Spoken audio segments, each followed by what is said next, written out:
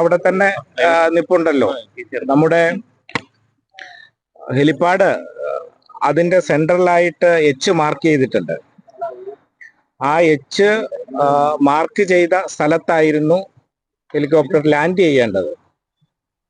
Land ചെയ്തപ്പോ അല്പം ബാക്കിലേക്കായി പോയി.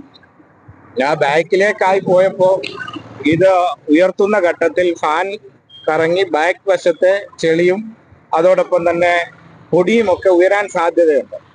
അപ്പൊ അതിന്റെ പൈലറ്റ് തന്നെ ആ സുരക്ഷാ ഉദ്യോഗസ്ഥർ പറഞ്ഞു നമുക്ക് ഈ സെന്ററിലേക്കൊന്ന് നീക്കി നിർത്തണം. അതാണ് അവിടെ ഉണ്ടായത്. അവിടെ ഒന്നും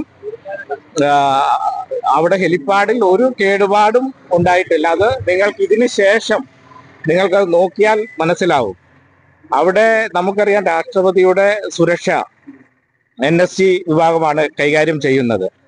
ഇപ്പോൾ എയർഫോഴ്സിന്റെ ആളുകൾ വന്ന് അവർ പരിശോധിച്ചതിന് ശേഷമാണ്, അവർ അനുമതി കൊടുത്തതിന് ശേഷമാണ് ഹെലികോപ്റ്റർ അവിടെ നിന്ന് പുറപ്പെടുന്നത് പോലും. അപ്പോ നമ്മൾ നിലയ്ക്കലായിരുന്നു ആദ്യം നിശ്ചയിച്ചിരുന്നത്. നിലയ്ക്കൽ വൈകി രാത്രി സന്ധ്യയോടുകൂടിയാണ് അവിടെ മഞ്ഞാവുന്നു. അവിടെ ലാൻഡ് ചെയ്യാൻ കഴിയാത്ത സാഹചര്യം വരുന്നു. അപ്പോഴാണ് യുദ്ധകാലാടിസ്ഥാനത്തിൽ തന്നെ ഇൻഡോർ സ്റ്റേഡിയത്തിലേക്ക് മാറ്റുന്നത്. വലിയ നിർദ്ദേശം അവരുടെ വന്നു, പ്രസിഡന്റിന് സുരക്ഷാ ഉദ്യോഗസ്ഥരുടെ നിർദ്ദേശം വന്നു. അപ്പൊ തന്നെ ബന്ധപ്പെട്ട എല്ലാ സൗകര്യവും ഒരുക്കി. അവിടെ അങ്ങനെ അരമണിക്കൂർ മതി ഈ കോൺക്രീറ്റ് ഉറയ്ക്കാൻ. റെഡിമിക്സ് വെച്ച് തയ്യാറാക്കിയ കോൺക്രീറ്റ് ആണ്. 3 മണിയോടുകൂടി കഴിഞ്ഞു. 3:30 ബന്ധപ്പെട്ട എയർഫോഴ്സ് ആളുകളും മറ്റുമെല്ലാം വന്ന് പരിശോധിച്ചിരുന്നു.